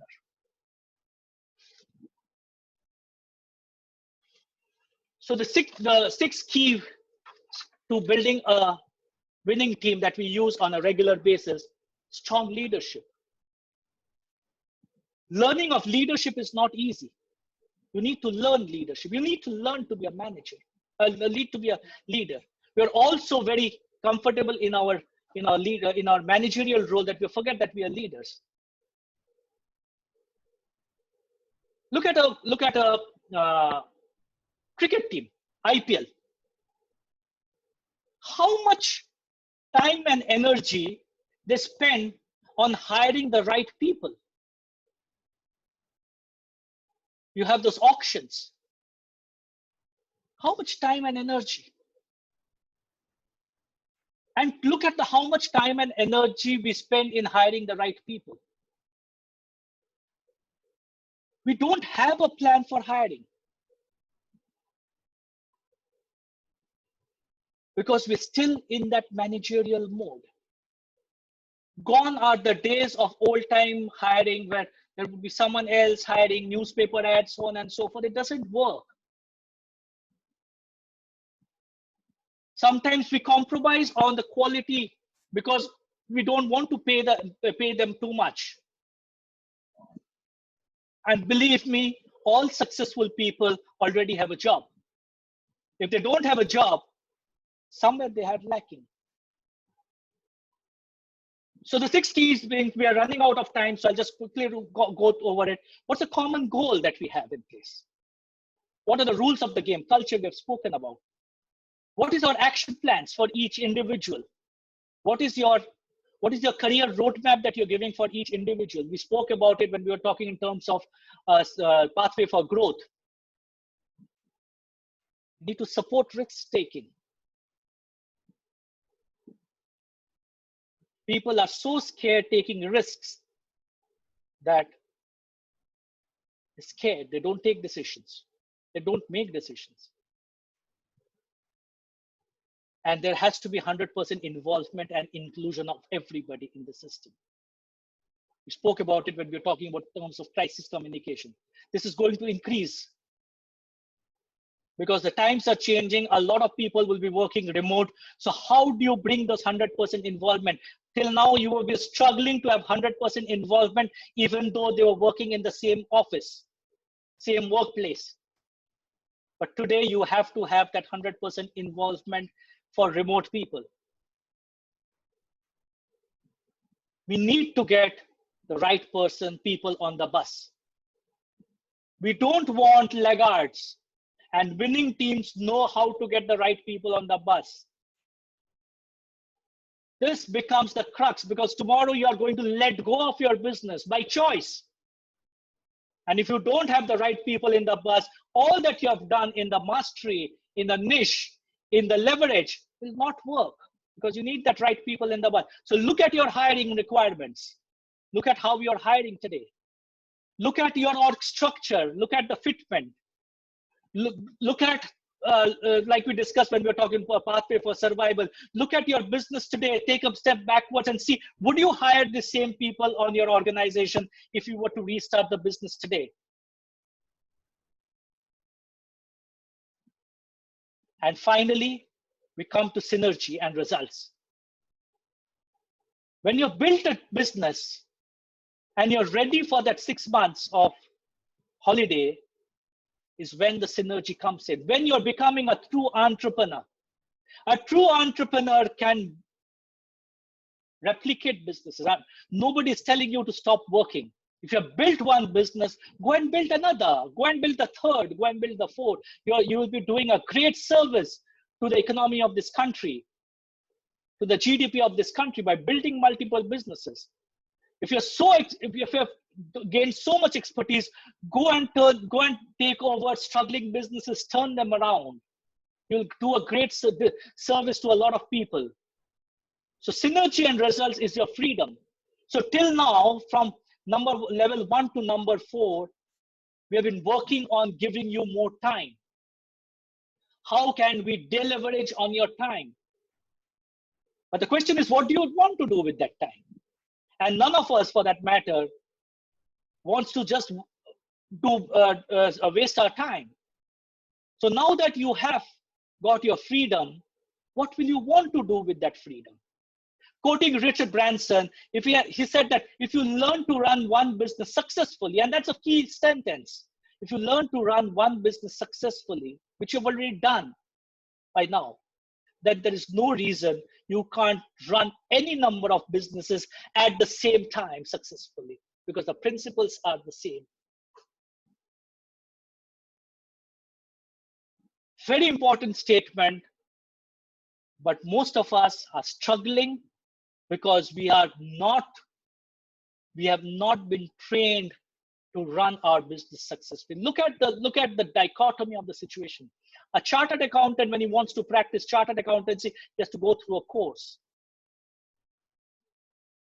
If I were to go to a doctor for a cardiac surgery, touch wood, it should not happen, I would look at people who have been trained on how to do a surgery.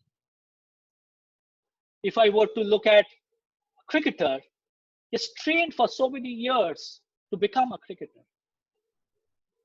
Look at us business people. Very few of us have been trained to how to run a business. We have started our businesses because we had a passion. We had a passion to do something different, and we had strong domain knowledge. But we need to run businesses. Running businesses means managing team, managing time, managing money, managing sales, managing marketing, managing production, all put together. And that is something most business owners are not trained to. And when you're not trained to, you need to learn, because every skill in this world is learnable if you want to give time and energy. Someone would say, how long will it take? I would say, to transform a business could take anywhere between 12 to 24 months.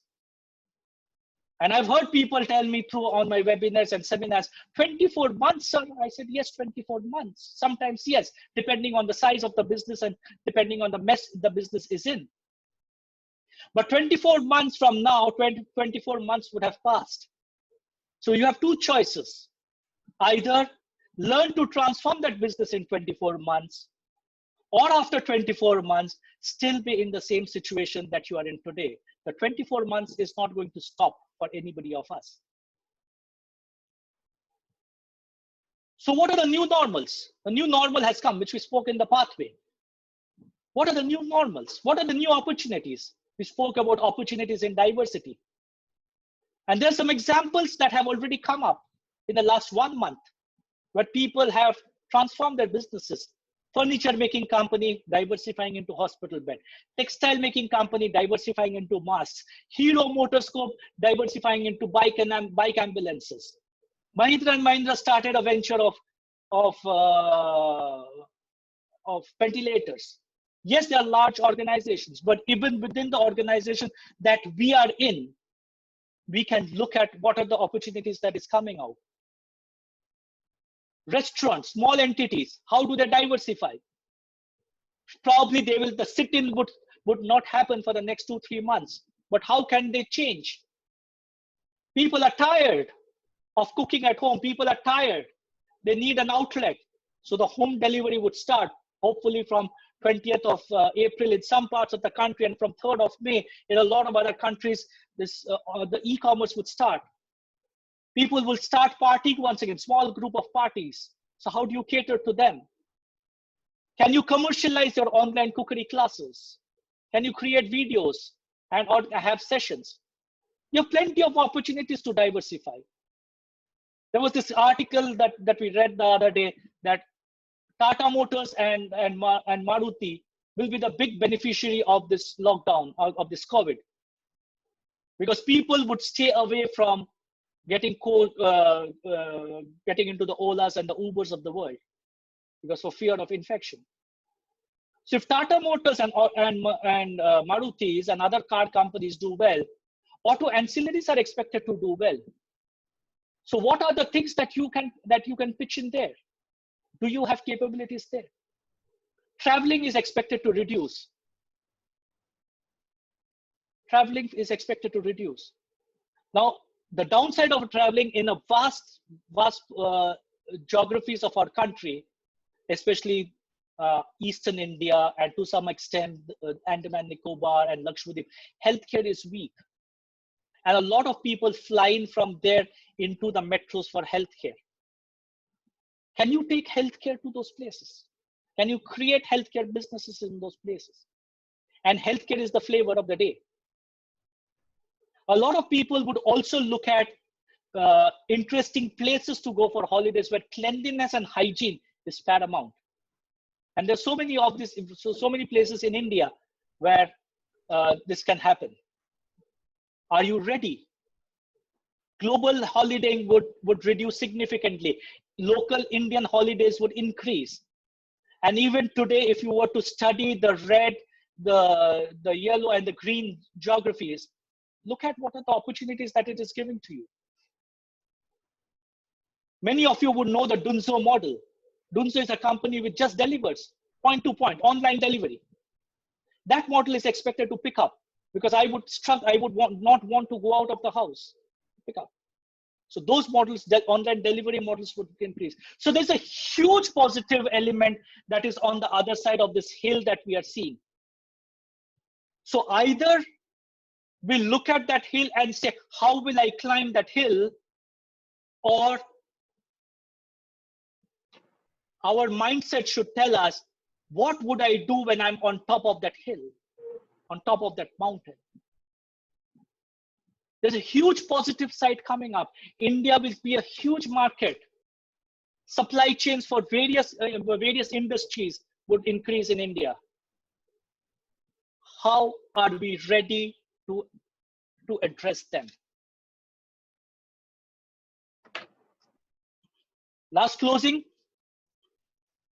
quoting Jim Rohn, and I love this gentleman, and whenever you get a time, please listen to his audiobooks. Never wish your life was easier, wish you were better. If I change myself, there's nothing in this life that I cannot achieve. But all of us are so much in that comfort zone that is holding us back, that I just don't want to break free. The second thing that is said is, work harder on yourself than you do on your job. In some cases, with individuals who are in your businesses, it would read as work harder on yourself than you do on your businesses. Because once you do that, your business will automatically fall in place. And finally, closing this with Brad Sugars, the chairman of ActionCoach. Where you will be in 5 years from now will depend on the books you read and the people you associate with and the actions you take. Take action. There's so much of action that you can take right now, today. Take action.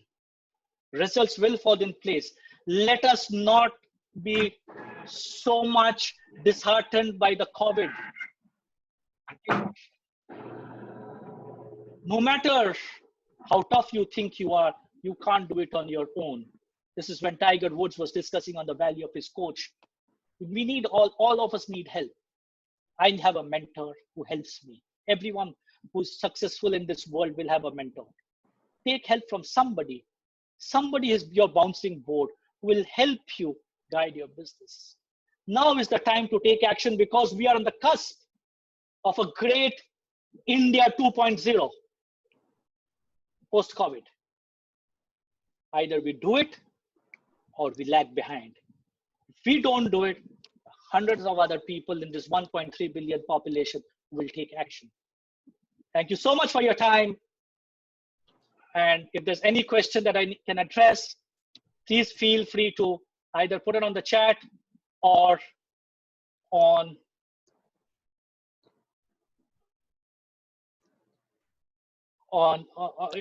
you can unmute yourself. I will be sharing a lot of information on a WhatsApp group that we have, including some teachings from our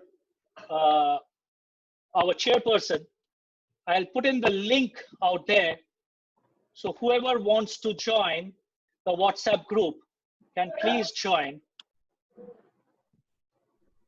that WhatsApp group. So I'll put in the link right now.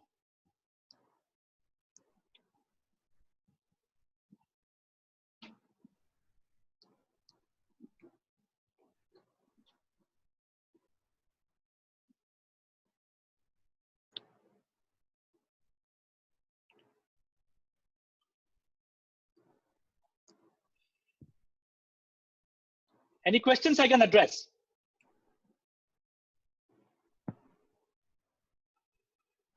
Aditya, I'm sorry. I think you missed out the first part of the session. Where we are talking in terms of next 2 months for period of survival, and then for growth. I will share this with you, and we can have a one-to-one on this. I will also be sharing this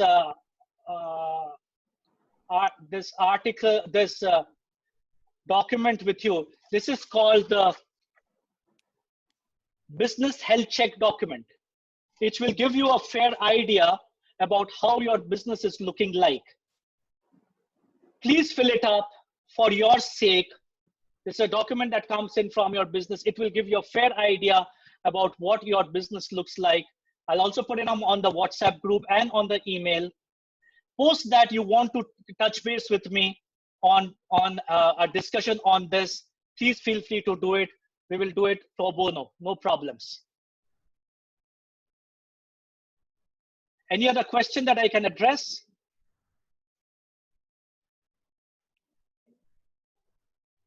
Thank you so much.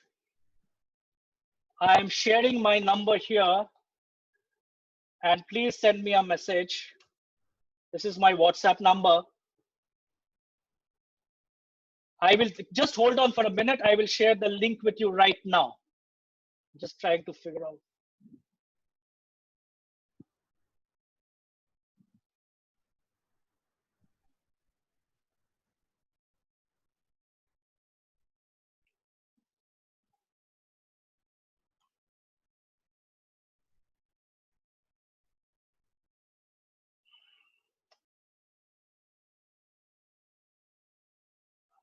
This is the link that you can join the WhatsApp group, and I will be sharing this document along with Vishwas. One moment, please. I will be sharing this document on the WhatsApp group, and interested people can, whoever wants to do it, can come and join.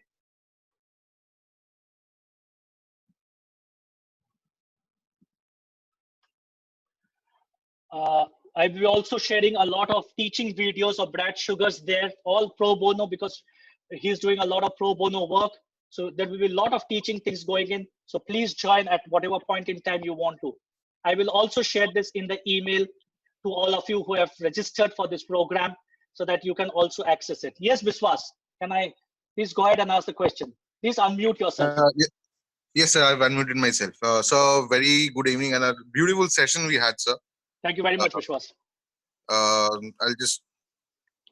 So, sir, basically the thing is, like you know, sir, I've already like during the mail also I told you like I'm a consultant executive chef who works for my clients, and most of the notes that you've given, it's like it's quite relatable for me as well. Yeah. Because when I have to sit with my clients, I really need to tell them regarding all these things once again because. Sir, because I believe in being, like you said, like honesty, like in the very beginning of the thing, it's like it should be, the communication should be very honest and very straightforward, and it should be very open. Right. So it clears out all the basic misinformations that can happen during, like, even if I'm like working for my client, or even Right. if I'm doing like working with my team, the communication should be very proper. Okay. But the thing is, sir, like this is a situation that is going on in my life right now because most of the times when I try to convey these things to my clients, Right. prior to the, like when I'm opening the restaurant, I can understand there are going to be certain challenges that are going to come. Right. So when I'm trying to make my clients aware of this, Yes. what I find is either they are not like, they're like, no, it's okay. It's like your part is being in the kitchen because you're the chef, and your part is only concerned into the menu part. So you be focused on that.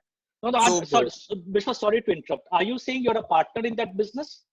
No. So like, I'm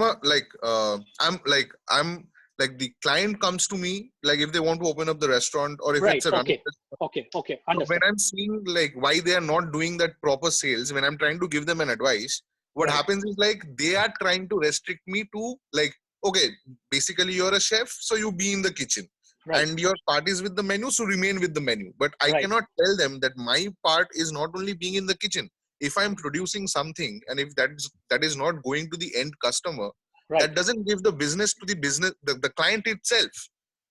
Correct. So there's a mental blockage. So, sir, I just wanted to ask you, like how do I like get over to my clients or convey the proper message to the client that, sir, even if you're making a product, it should reach the customer at the end of the day. Right. Okay. Otherwise, the whole purpose is lost. Totally, absolutely. So my advice to you, Biswas, is this. Don't try to tread into your customer's domain right away. Right? Okay. Because, see, unfortunately, we have a mindset of I know it all. Yeah. Correct? Which we started off in the beginning of the session.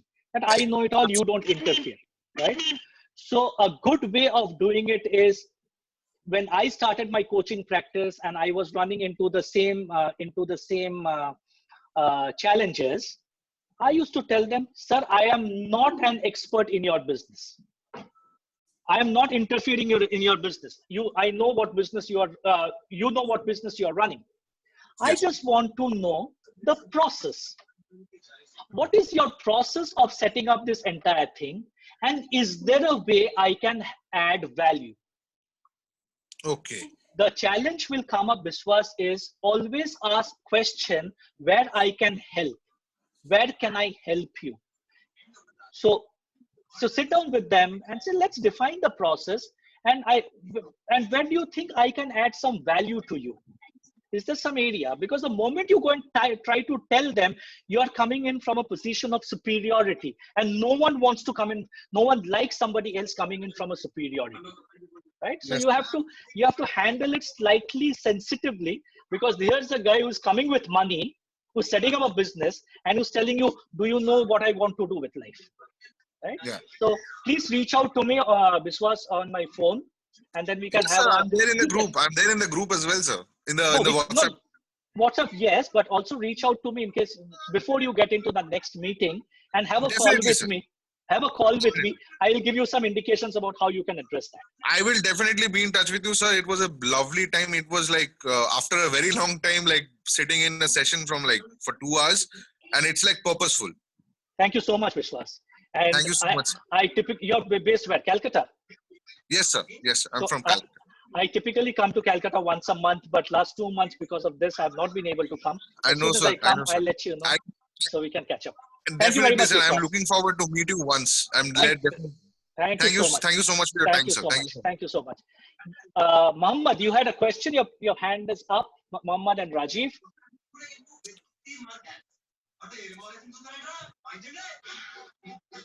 Mohammed, you wanted to ask something? Rajiv, you want to ask something? Please unmute yourself.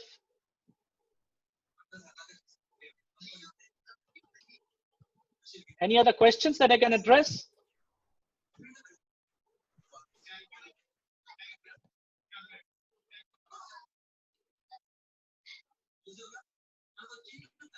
No? Good evening, sir. Yes, yes, yes. Who's this? Aditya? Yes, sir. Yeah, Aditya. Sir, it was a very good session. And one doubt that I have from the session is that you said that a good business is something that is run without us, right? Without us interfering into it. No, We no, no, don't no. have. I did not say that. I did not say that. I did not. What I meant is, Aditya, what I've said through the entire session, I'm not sure whether you have joined from the beginning. I've Right. said that every business owner Mhm. at some point in time Mhm. needs to let go of that business Right. out of choice, Right. Right. Right. right? That can happen only if he, the business owner, has been able to create a strong System. cash in the system, Right. right?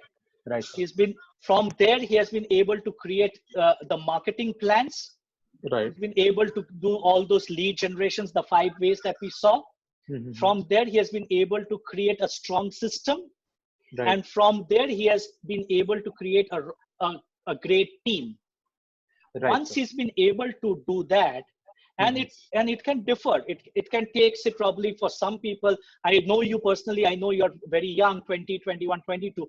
For you may Right. want to do this business for the next 20 years, Right, sir. right? But in the team, when it comes to the team, Mhm. you cannot be as a business owner. You have to have some functional responsibility in that Exactly. business, right? Right. Right. So, Right. so you have that functional responsibility, and Mhm. tomorrow, at say 20 years, 10 years from now, you want to do something else in life, Right, sir. right? You want to start another business, Right. Right, right? sir. Your system should be so strong, and your cash should be so strong, and your team should be so strong that that business can run on an autopilot. Exactly, sir. Exactly. That's a Right? valid point, sir. It should not be dependent on that boss coming and sitting and taking decisions. Nobody is Right. telling anybody to go away from the business. Right. You're only saying that God forbid, unforeseen circumstance happens. And we have Right, sir. seen in the last, say, 1.5 months, so many business owners have died because of COVID globally. Right. Right. Right? Right. What happens to their business? Right. Right? So you have to build that That's a valid system point. so that it is sustainable. We are trying to build that is sustainable. You be part of the business as long as you Right. want, but out of Right. choice, not out of Right. desperation. And then you're working on the business and not in the business. You're doing Not the in the business. strategizing business. Exactly. You're doing the Exactly. strategizing piece. You're looking at growth. You're looking at networking. You're looking at customer management. You're looking at team management. You're looking at multiple other things. So what my question was, sir, Yes. that how is there a certain indicator that we can look up to that, okay, fine, I've reached this level now. Now I can focus, because in my mind, I am currently working on 3 businesses. Yes. One, as you know, is the contracting one. And I Yes. had also wanted to start a sales and marketing organization from the time of my undergraduate. Right. So I'm working on that as well. So it's very hard for me to balance 2 things right now. And what Correct. I'm asking you is that, is there a certain position where we can reach from where we can be like, okay, fine, I can focus on the other business now because this one is stable. Right. This does not need that much of my interference coming in every day, clocking in and clocking out of the office. Yes. 2 indicators. Right, sir. 2 strong indicators. One, when you and your team have predictable money, cash flow, visibility for next 24 months. It may Right, change. sir. There could be some Right, changes. There will be certain changes. But your money piece is taken care of. Right, sir. Right? Right. So which means you have to work through the mastery phase. right? Where we have spoken about destination, we have spoken about time mastery, we have spoken about money mastery, and we have spoken about your delivery mastery. So that has to be sorted out. Right. Once that has been sorted, Mhm. you're moving into the next level of niche. What is your product? Who is your customer? Define that customer. Why is the customer buying from you? Define your USPs, your salespeople. All that has been Right. done. Third level, systems you have implemented, right? Mhm. So even if you're part of that Right. business, you know that the system is there and everyone is following system. No, see, a Right. lot of people make this mistake that the boss becomes a superhero, right? Right.